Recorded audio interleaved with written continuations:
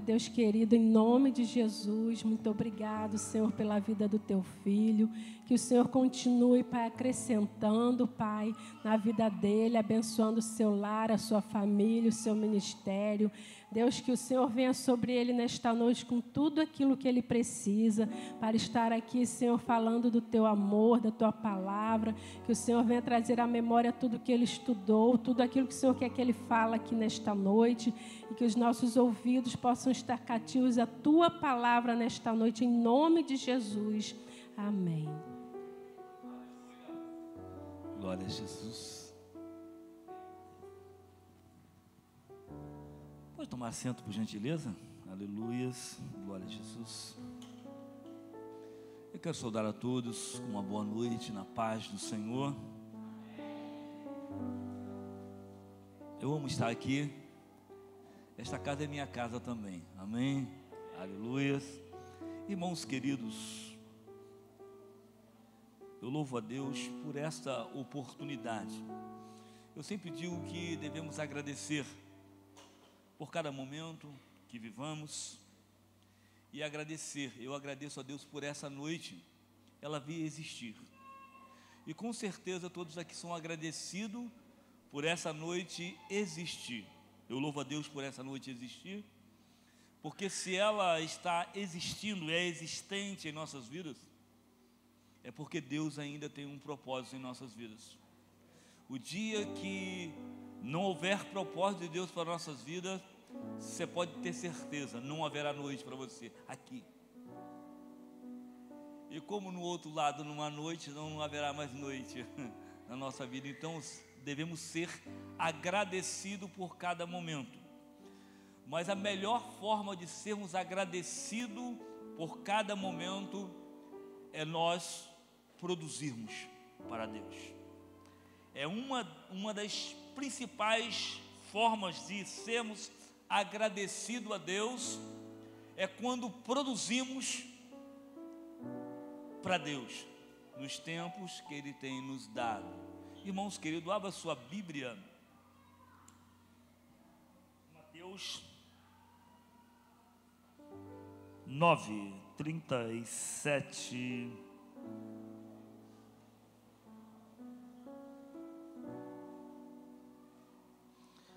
Mateus, Evangelho escreveu Mateus 9, versículo 37. E o verso 38.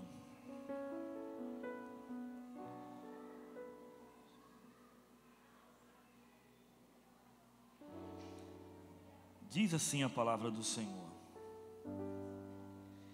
Então disse aos seus discípulos: a seara realmente é grande, mas poucos são os ceifeiros.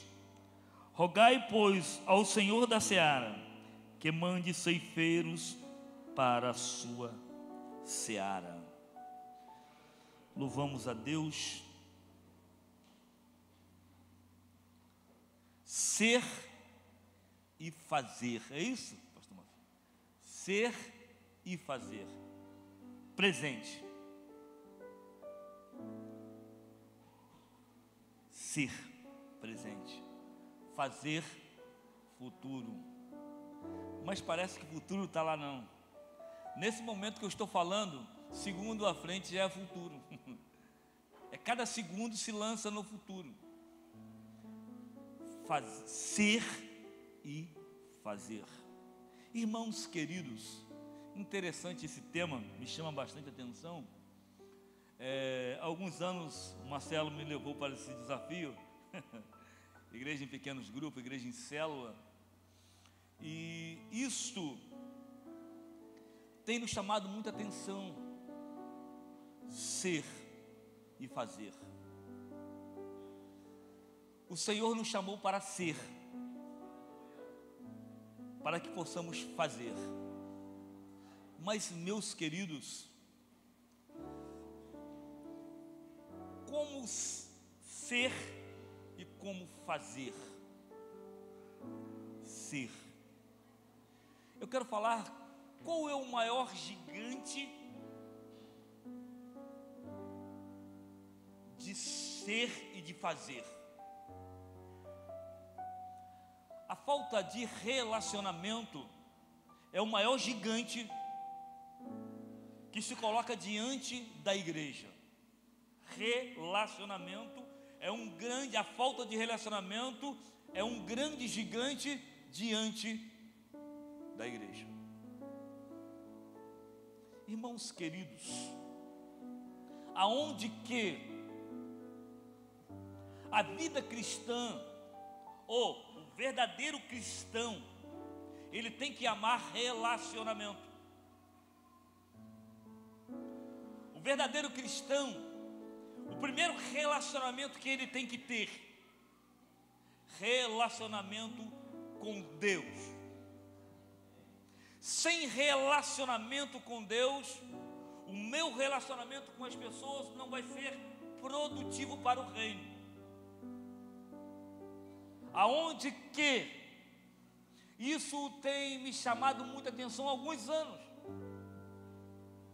Relacionamento, a falta de relacionamento é o maior gigante que está diante da igreja.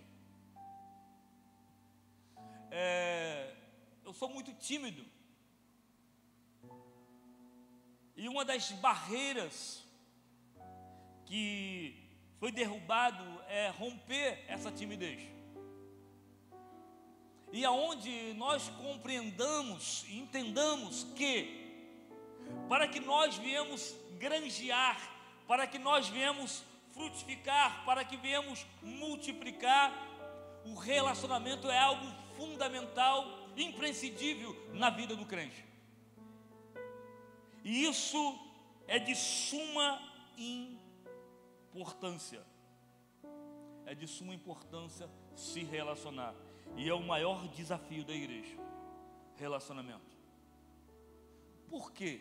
No relacionamento há confronto de ideias.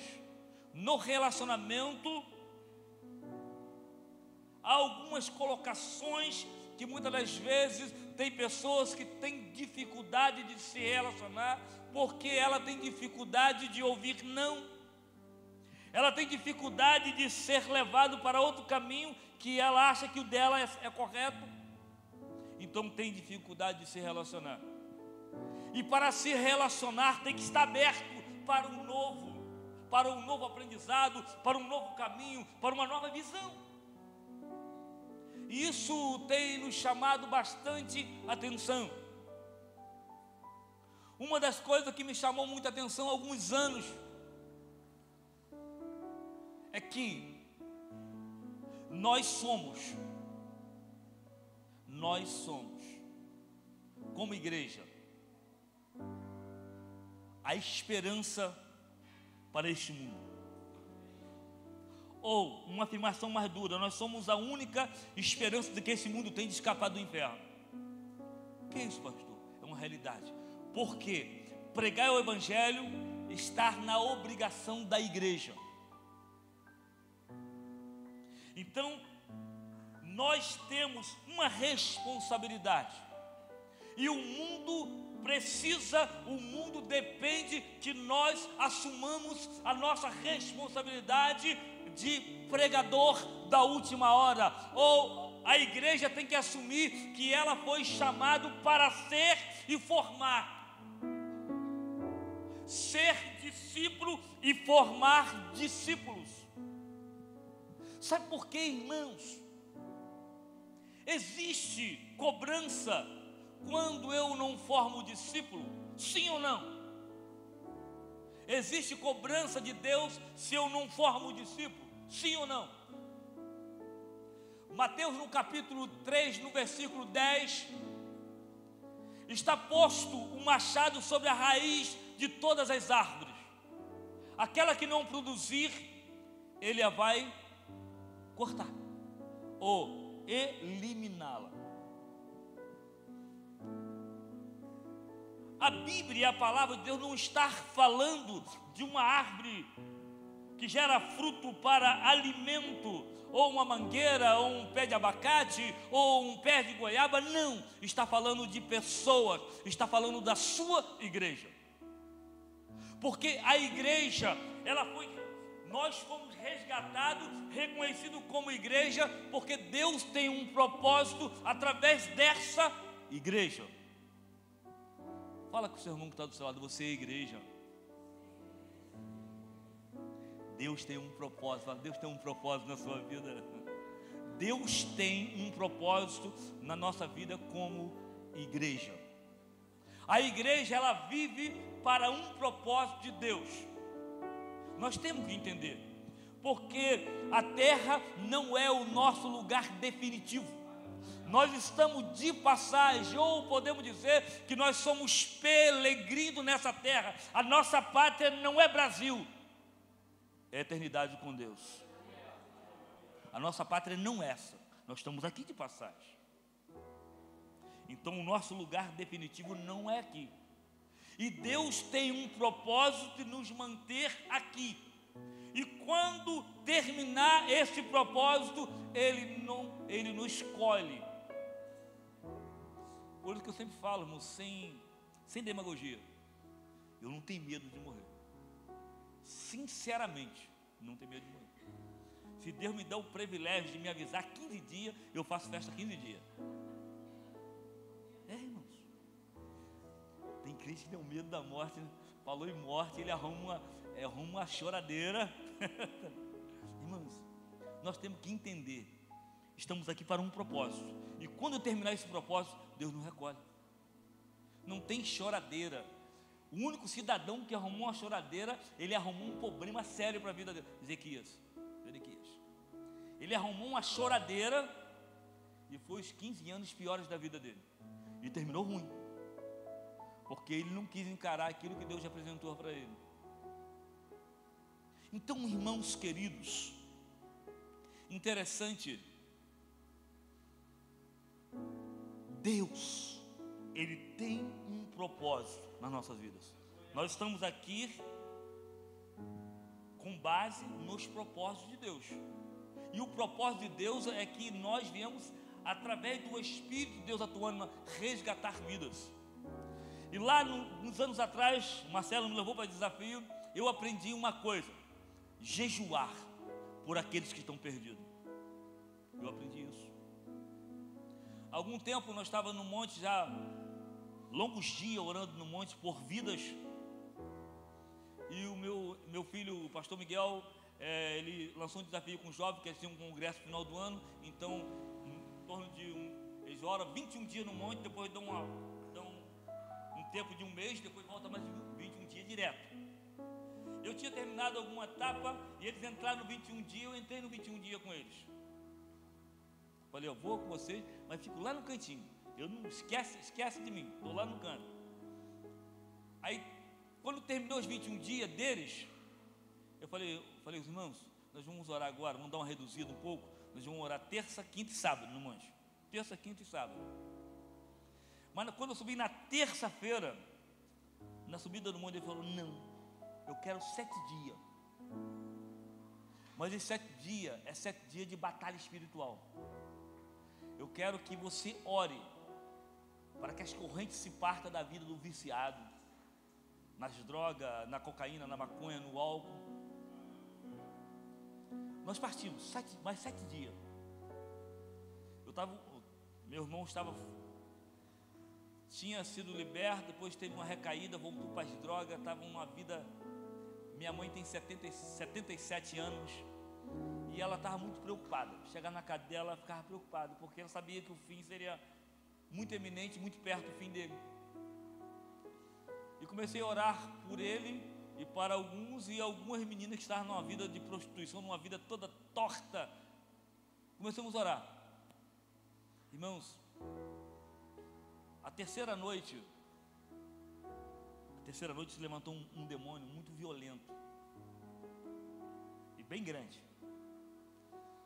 Eu estava orando no escuro, breu, aquela noite escura. Deus me deu uma visão muito forte, ele parou, uma distância de 4 metros, muito violento. E eu fiquei olhando aquilo, mas como eu estava orando para as correntes romper, eu senti que ele já tinha perdido a batalha já. Então ele se apresentou, mas ele se deslocou, ele atravessou o meio do monte, e algumas pessoas que estavam ligadas viu ele transitar no meio do monte. Vou te morar, mas só que a gente estava orando pelo meu irmão, para as correntes romper, e ele estiver livre das correntes satânicas que leva ele para a cocaína, para a maconha. Mas nesse terceiro dia, de manhã ele saiu para trabalhar. Ele cheirou tanta cocaína, mas ele é um cara responsável, um trabalhador, não é trabalhador. Ele saiu, motorista de caminhão, saiu para trabalhar, pegou a chave do caminhão e saiu. Aí a patroa dele ligou: Ricardo, onde você está? Pode voltar. Ele estava sentado, porque se não fosse sentado não ficava. Ele voltou, quando ele voltou, o patrão dele chamou ele: Ricardo, você vai assinar uma advertência e vai para casa. Me falaram quando ele chegou em casa para tirar ele do carro, foi um problema sério. Nós estávamos orando por ele lá no monte. O demônio se levantou e ele ficou o dia todo dentro de casa. E ele falou: quero falar com meu irmão, quero falar com meu irmão. E logo no domingo ele voltou para Jesus. Mas ele falou comigo que ele pensou que ia morrer. Ele pensou que ia morrer. Mas eu falei com ele: meu irmão, nós estávamos orando por você. O diabo, ele ia destruir a sua vida. Eu falei com minha mãe, ele teria pouco tempo de vida. Mas Deus o libertou. Por quê? O que eu quero falar com isso? Isso aí dobra minhas forças mais ainda. Eu orei pelo meu irmão por alguns. Uma menina, semana passada, voltou para Jesus. Voltou para Jesus. A vida toda enrolada, toda esquisita. A vida deturpada. Uma menina nova, bonita. Então, voltou para Jesus. O outro levantou a mão para Jesus, voltou também, mas está meio... Mas meu irmão está lá. Hoje está no culto lá, deu um abraço dele, está no culto. O que eu quero dizer com isso? Irmãos, o que Deus quer mais de nós é que nós amamos almas. Quando você vê alguém sendo executado porque está na vida errada, não se gloria, não se sinta bem com isso. Porque Jesus morreu para resgatar o perdido. Jesus não veio para os sãos, Jesus não veio para os bons, Jesus veio para os perdidos. E nós temos que entender, irmãos, nós temos que se doar pelos perdidos. Aonde que domingo estive pregando numa igreja perto ali do Birapitanga, eu perguntei: irmãos, quem já jejuou por um perdido? Eu aprendi na palestra de célula, lá em Belo Horizonte. Porque quando as células funcionam, os grupos funcionam, eles se preocupam em orar pelo perdido, orar, jejuar por aqueles que vão convidar para estar nas reuniões de pequenos grupos. Então isso é preocupação de ver vida sendo liberta. Porque, irmãos, se você observar, quando Deus falou a Jonas para ir a Nínive, naquele lugar até os animais jejuaram, para que houvesse um grande avivamento, para que aquele povo não fosse destruído. E às vezes o nosso jejum, a nossa dedicação por pessoa que está perdida, irmãos, faz uma diferença extraordinária. Quando eu oro, quando eu jejuo por alguém, o que eu estou fazendo? Eu estou trazendo o governo de Deus para a vida daquela pessoa. Eu estou falando: venha Deus com o seu governo e governe essa vida. O intercessor, quando eu intercedo, eu interfiro no mundo espiritual. Quando eu intercedo, irmãos, eu acabo mediando situações. E nós temos que aprender isso. Nós estamos na terra como igreja, é para interceder pelo perdido, é para intervir na situação do perdido. Se nós não entendermos isso, irmão, nós seremos crentes de bancos, de cadeiras. Nós seremos religiosos. Aqui não tem religioso. Lá no Birapitanga tem, aqui não tem não. Religioso. É aquela pessoa que acha que ser crente, quarta-feira tem culto, eu vou lá no culto. Acabou o culto, estou indo para casa. Domingo vai ter, eu vou lá no culto. Mas vida cristã não é só isso. Vida cristã é muito mais do que isso. Vida cristã é preocupação com aqueles que estão perdidos. Vida cristã, eu estou reunido num culto, buscando a Deus, intercedendo por aqueles que estão lá fora, para que eles estejam aqui. ser e fazer. Eu sou discípulo e preciso fazer discípulo. Eu sou discípulo, eu preciso de fazer alguém como eu. Nós temos que entender isso, irmãos. Eu sou crente, eu preciso fazer um crente como eu. Mas como se faz isso? É fácil? Não. Jesus deixou 3 ingredientes para o sucesso desse propósito. Qual é o ingrediente? O crente tem que conhecer a palavra, conhecer as promessas do Pai. O crente tem que ter vida de oração. O crente tem que ter vida de jejum. O mundo espiritual, ele só para, e nós só trafegamos no mundo espiritual se nós tivermos esses 3 ingredientes. Não tem como trafegar no mundo espiritual se você não for alguém que ame a palavra, alguém que ame a oração, alguém que ame uma vida consagrada. Não tem como transitar no mundo espiritual se você não viver esses 3 ingredientes. Sabe por quê, irmãos?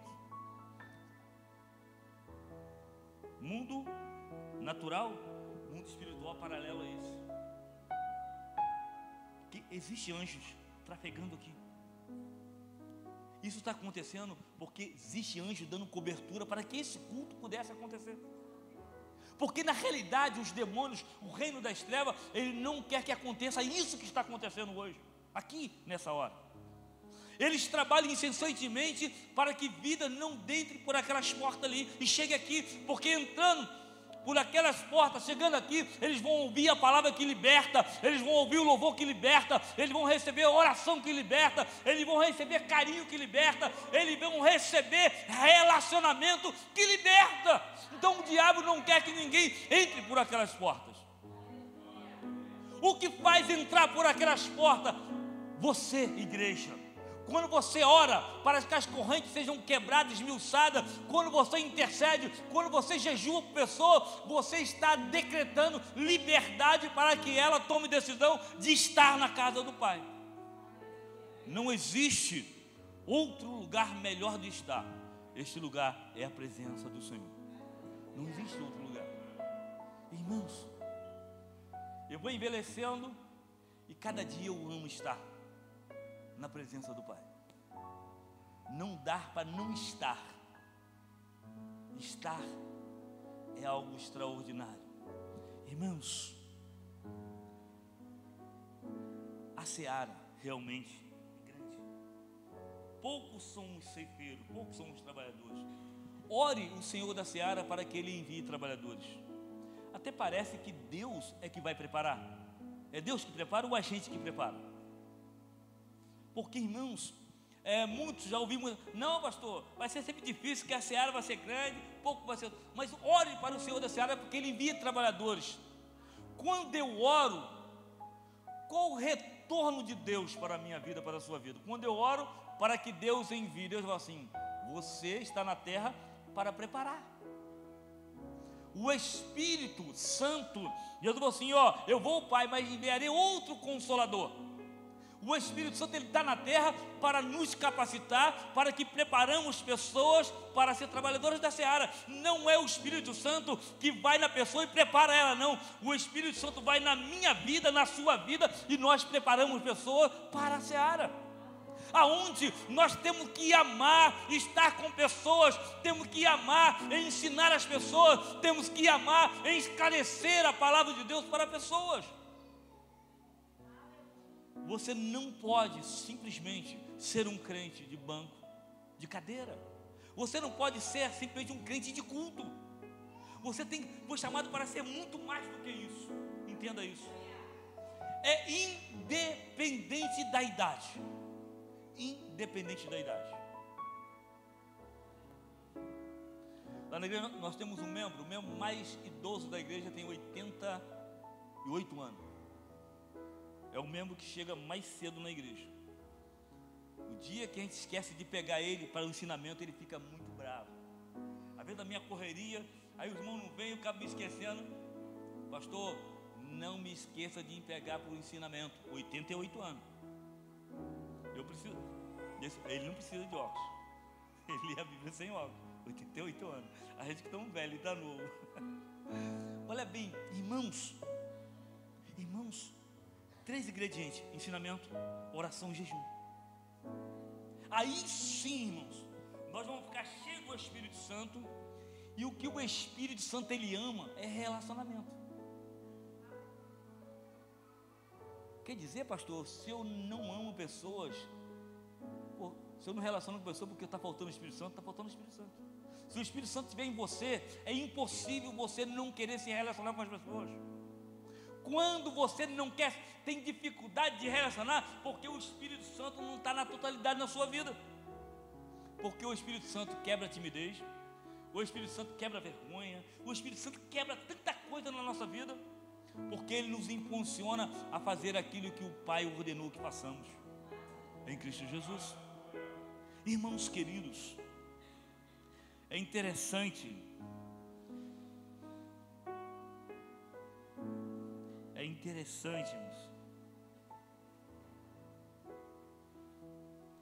Deixa eu ver aqui.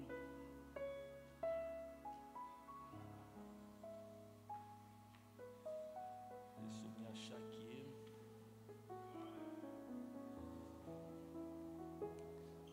Eu estava lendo um livro interessante, me chamou muita atenção.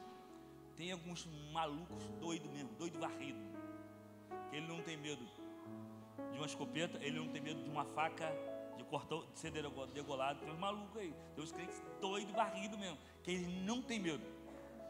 Interessante que quando nós fizemos o Radical, no final do Radical, mostrou um vídeo, 2 pastores e um sacerdote. Eles foram pegos e numa praça, num lugar de movimento de veículo, ele foi julgado e sentenciado à morte. Mas interessante, quando o inimigo ele pega alguém para executar e tem mais pessoas, ele não executa assim rápido não.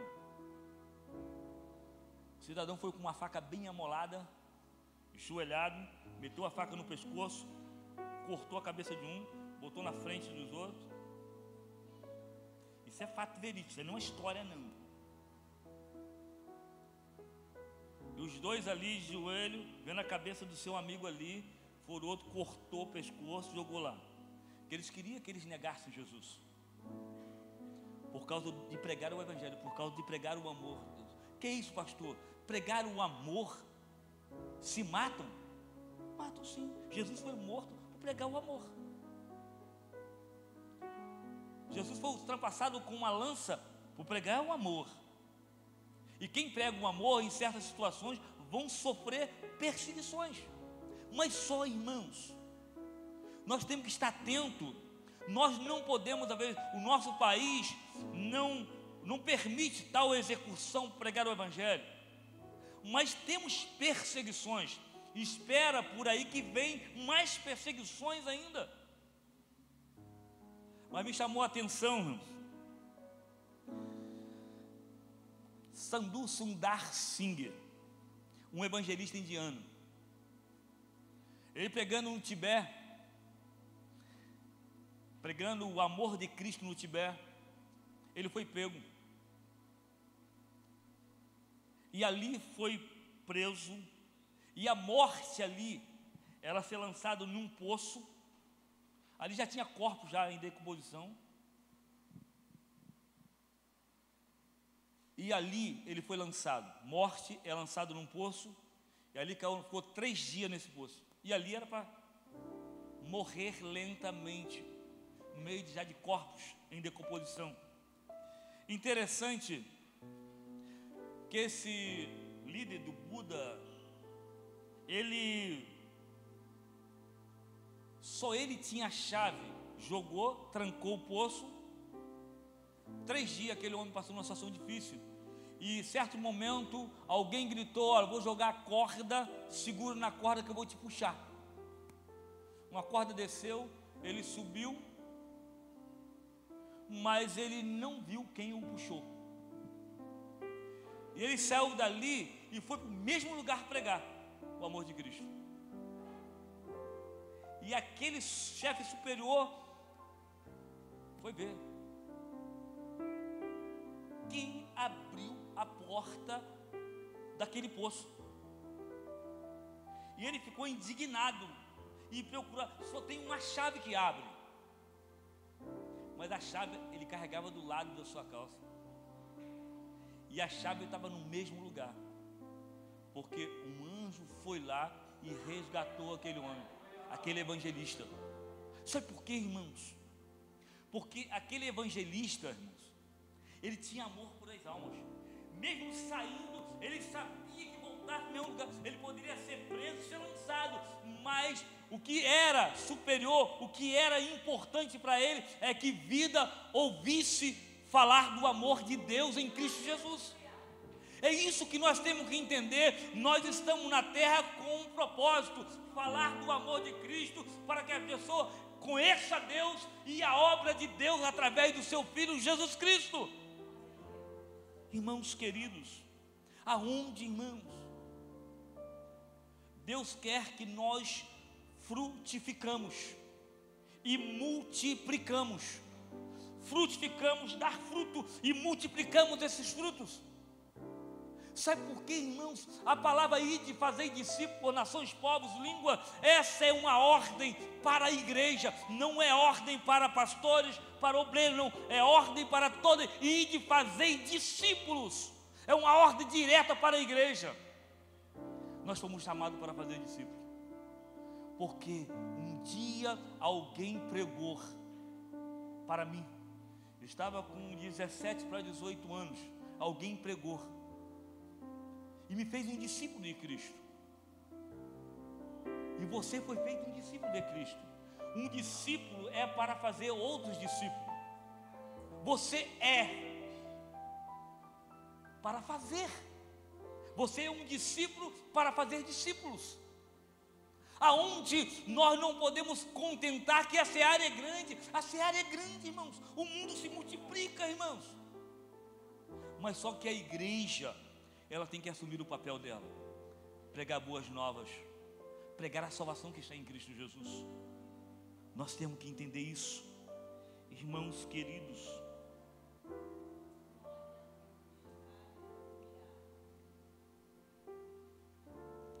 Irmãos, estava no monte uma vez e Deus falou de relacionamento. Relacionamento traz envolvimento. Deus me chamou a atenção para ser alguém que se envolva. Membro dessa casa, seja alguém que se envolva com a obra de Deus, seja envolvido com tudo que acontece na casa do Pai. Seja envolvido. Sabe por quê, irmãos? O envolvimento traz conhecimento. O envolvimento traz comunhão. O envolvimento traz reconhecimento. Olha bem o que traz envolvimento. Traz conhecimento. Quando você envolve, Deus te faz saber de coisas que você não sabia. Deus, ele começa a trazer coisas que você não sabia no seu envolver com a obra. Porque quando se envolve, Deus, podemos dizer assim, uma palavra mais pesada, Deus é obrigado de te dar. Deus é obrigado de te capacitar. Deus é obrigado a te munir de ferramenta, porque você se envolveu com o reino. Então Ele vai te dar conhecimento. E nesse envolvimento, Ele vai te dar comunhão com as pessoas. E comunhão vai trazer, irmãos, reconhecimento. Deus não reconhece a sua igreja se a sua igreja não viver a comunhão, não viver a unidade. Deus não reconhece como igreja a igreja que não se dedica à pregação do Evangelho. Porque a igreja, ela é conhecida como a igreja que se envolve, a igreja que é envolvida, irmãos. Se você não se envolver com o reino, você simplesmente é um religioso. Entenda isso. Se você não se envolver com a causa de Deus, você é um religioso. Fala de Deus, mas não se envolve com as coisas de Deus. Fala do amor de Deus, mas não demonstra esse amor. Sabe por quê, irmãos? Isso é coisa de religioso.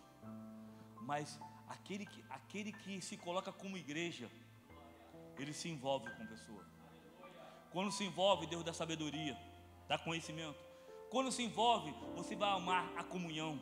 Quando você envolve, irmãos, você vai ser reconhecido como igreja. E Deus vai te munir de ferramenta como igreja. Deus só mune, Deus só dá ferramenta à igreja. Deus só dá ferramenta à igreja. Igreja é aquela que milita, igreja é aquela que trabalha, igreja é aquela que envolve. Sabe por quê, irmãos? O mundo está perdido e ele precisa ser alcançado. Para ser alcançado, nós temos que se envolver com os projetos da igreja. Com os projetos da igreja.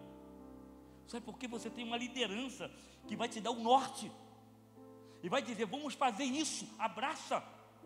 Irmãos, a pior coisa que tem dentro das igrejas, irmãos, é o tal do achismo. Eu acho que assim não é legal, não, tem que ser assim, eu acho. Irmãos, se Deus quisesse um montão de opinião no mesmo momento, Deus não levantava líder. Deus não levantava líder. Se Deus levanta líder, porque esse líder que vai dar um norte para a igreja, vai dar o que ela tem que fazer para conquistar almas, para conquistar vida. É muito engraçadinho, olha, eu acho que assim é melhor, nasci. Pô, eu acho. Não. Nós temos que se envolver. É para a boa causa, é para ganhar alma, é para granjear vidas. Se eu acho, esquece. Faça aquilo que estão te dando direção. Sabe por quê, irmãos? A liderança está para dar um norte, porque Deus, Ele dá um norte para a liderança. Quando a liderança te dá um norte, porque Deus já passou para a liderança o que tem de ser feito. Sabe por quê, irmãos? Sabe por quê? Porque tem várias denominações. Em Itaguaí tem várias denominações, não é isso? Vários rótulos de igreja. Mas cada igreja tem um povo para ela. E cada igreja tem um líder que vai dar um norte para ela. Cada igreja tem uma forma de trabalhar. Então aonde, se eu estou numa casa, eu tenho um líder que vai me dar um norte. Eu não tenho que, eu acho que é assim. Não, eu acho não. Vamos fazer isso que a liderança está dando norte, está dando a direção. Sabe por quê, irmãos? Aí nós atingiríamos o propósito de Deus, que é almas, que é vidas. Sabe o que acontece, irmãos? Não existe tempo, idade para produzir. Todo tempo se dá para produzir, independente de idade.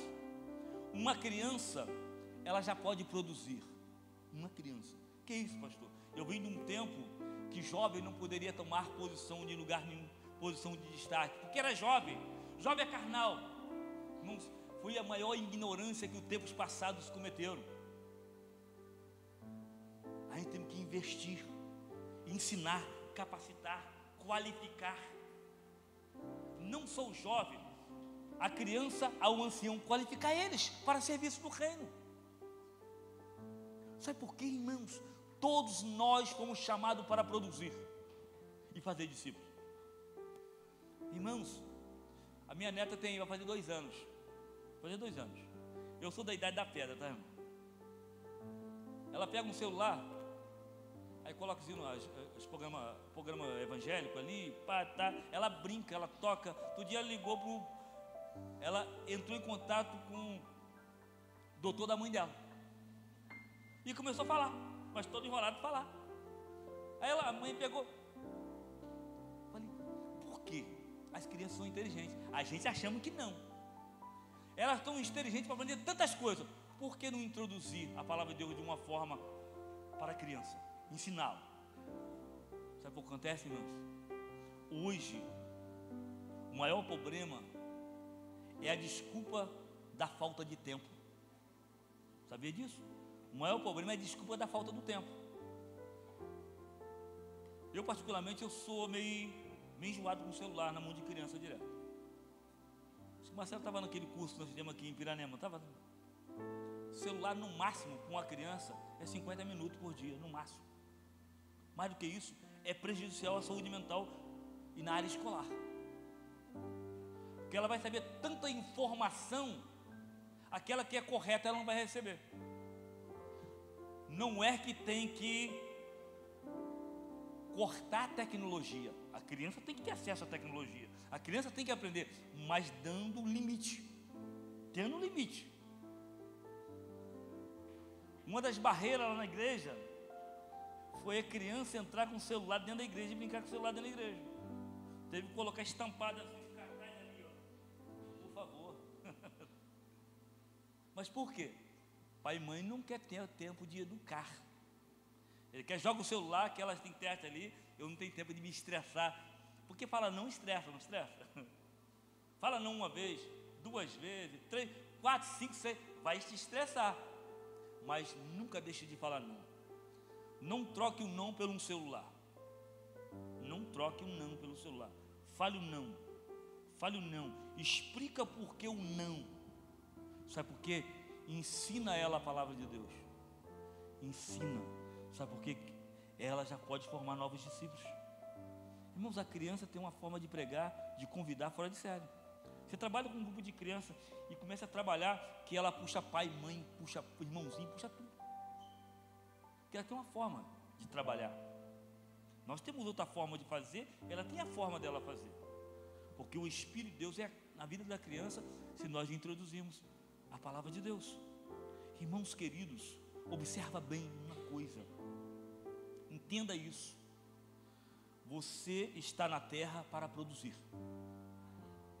Para frutificar e produzir. Esse mês nós estamos voltando aos pequenos grupos. No Ibirapitanga. Essa pandemia deu uma travada, nós estamos voltando agora os pequenos grupos nas casas. Por quê? Os pequenos grupos é interessante.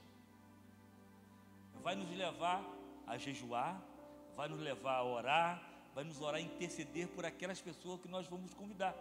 Um pequeno grupo não convida ninguém sem antes não orar por aquele.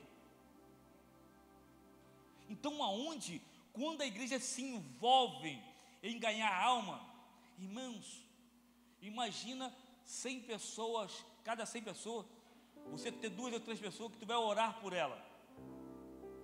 Se você não ganha as 3, pelo menos uma você ganha. Eu e mais um, aprendi com o Marcelo, com vocês, eu e mais um. Eu e mais um. Irmãos, quantas almas você tem ganhado? Quantas almas você ganhou esse ano? Quantas almas você ganhou esse ano? Hoje nós estamos no mês 7, não é isso? 8. Mês 8. 8 meses. Quantas almas tu ganhou nesses 8 meses? Irmãos, se bobear, tem crente que está 10 anos na igreja e não ganhou uma alma. Não se prontificou em chegar em alguém. Ora, a minha igreja lá, meu pastor Marcelo está lá, tem quarta-feira, vamos lá. Mas antes de você convidar, ore antes para essas pessoas. Antes de você chegar a ela, jejua, faça um jejum por ela. Aí tu vai lá e lança o convite, irmãos. Sabe por quê? A oração e o jejum já amarrou a ação do mundo satânico, já amarrou os demônios que tentam impedir as pessoas de entrar. Aí quando elas vão vir e vão ouvir a palavra, elas vão levantar as mãos. A vez do pregador, eu ganhei a alma, ganhou nada.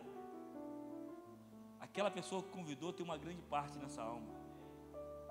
Porque a igreja, a igreja não trabalha no individual, ela trabalha no coletivo.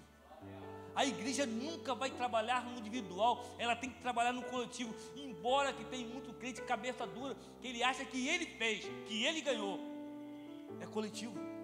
É coletivo, irmãos. Você convida, alguém vem, alguém ministra a palavra, aí você começa ali a parar aquelas pessoas, visitar ela.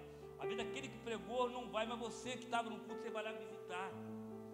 Aí, irmãos, é você consolidar o ganho. Você ganha, alguém vem para Jesus, você vai visitar, vai consolidar, e daqui a pouco você está preparando aquela pessoa, daqui a pouco você está enviando ela. Jesus ganhou, consolidou, preparou e enviou. A igreja tem esse papel de ganhar, consolidar, preparar e enviar. Esse é um processo. Alguém prega, alguém levanta a mão, alguém se prontifica em consolidar aquele ganho. E vai ter alguém que vai estar esperando ela para preparar ela. E tem alguém que vai estar preparando já para enviar ela para uma área.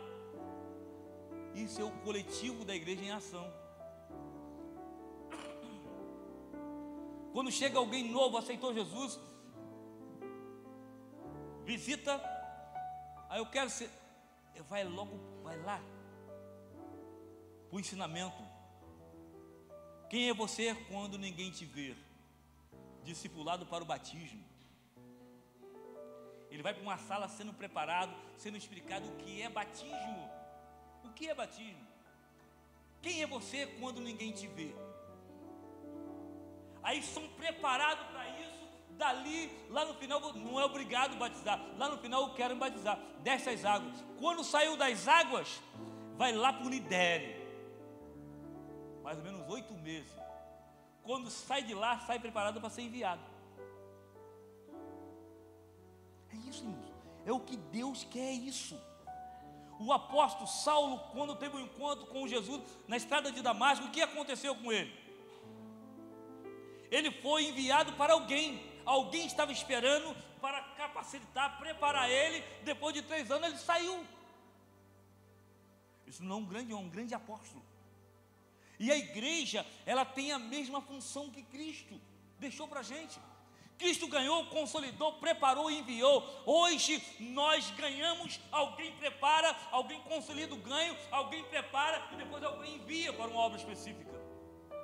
Mas por isso que precisa de homens, mulheres, jovens, adolescentes, homens, mulheres preparados para isso.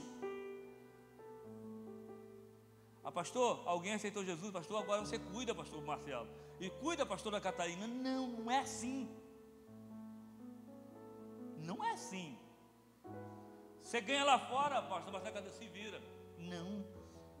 Deus nos chamou para fazer discípulo. A responsabilidade de fazer. Se o pastor Marcelo ganhou, ele vai cuidar. Opa, você ganhou, tu vai cuidar. Mas só que a liderança, ela prepara todo o suporte para você consolidar o ganho. Por isso que você tem que amar ensinamento. Por isso que você tem que amar oração. Por isso que você tem que amar uma vida consagrada. Para que quando alguém aceitar Jesus, você tem conhecimento para consolidar o ganho. Você tem conhecimento para preparar aquela pessoa. Você tem conhecimento para dizer, agora tu pode ir fazer o que eu fiz por você. Por isso que nós líderes, nós temos essa obrigação de condicionar você, de preparar. Sabe por quê, irmãos? Irmãos, porque nós temos visto muitas pessoas entrando para o alcoolismo.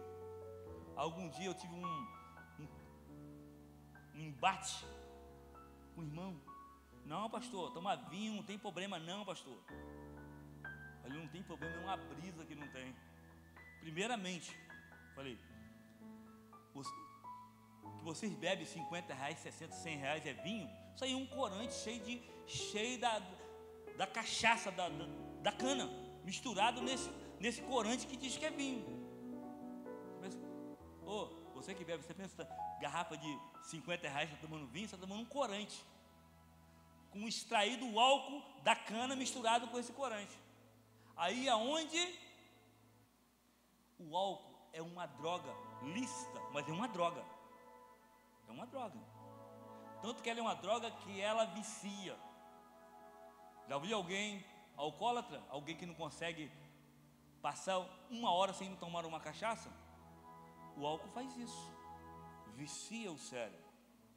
Vicia a mente. Não, pastor, tem problema sim. Claro que tem. Não lá.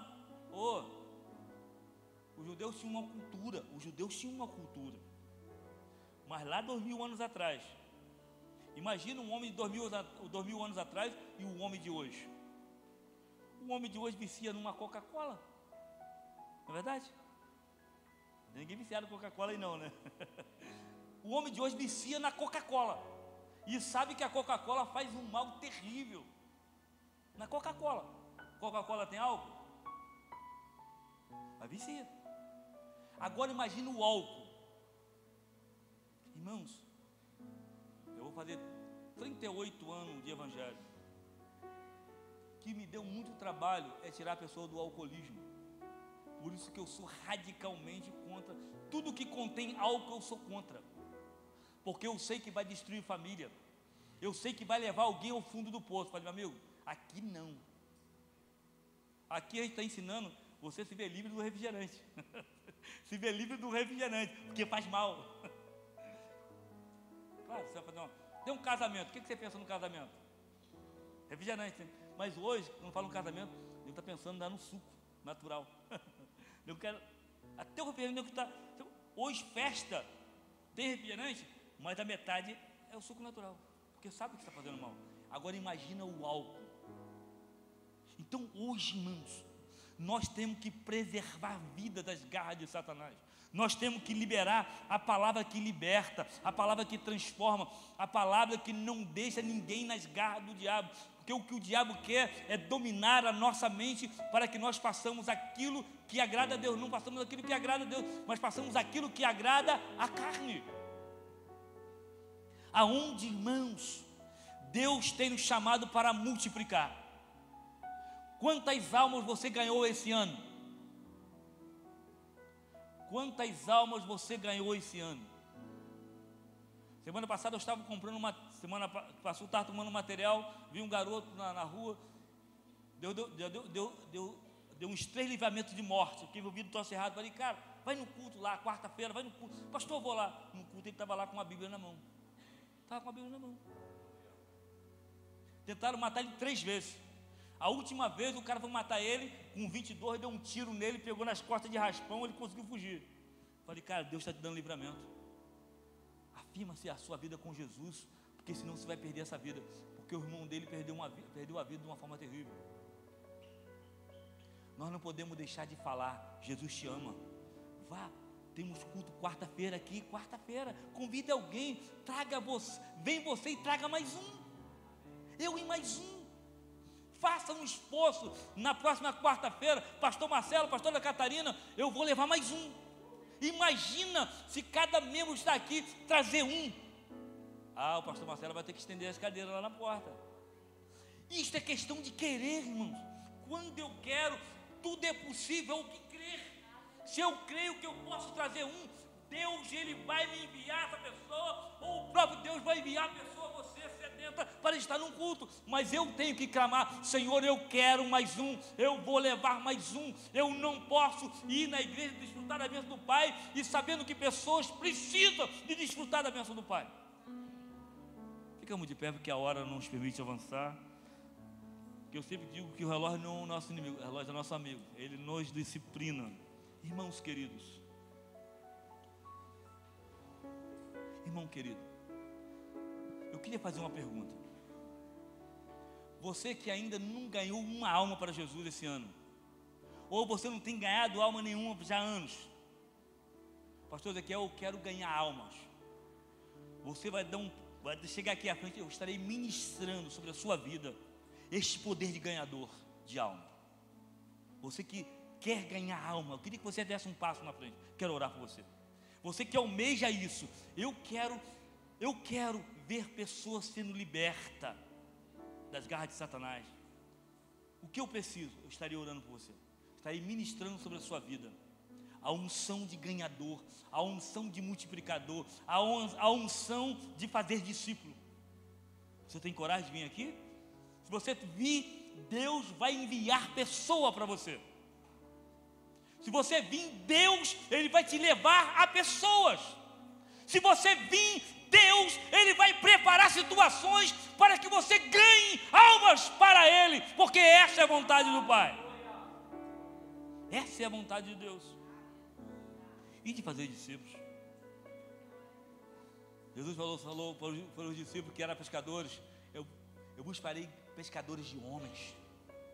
É o que Deus quer, que nós pescamos homens. É o que Deus quer mais de nós, é que produzimos. Produzir para Deus é ganhar almas. Produzir para Deus é levar pessoas a prostrar diante dele e falar, eu aceito Jesus como meu Salvador e Senhor. É o que Deus mais quer de vocês, é que vocês ganhem alma para o reino. Sabe por quê? E isso vai contabilizar na eternidade. Naquele dia, Deus vai lhe galardoar por aquilo que tu fez na obra dele na terra.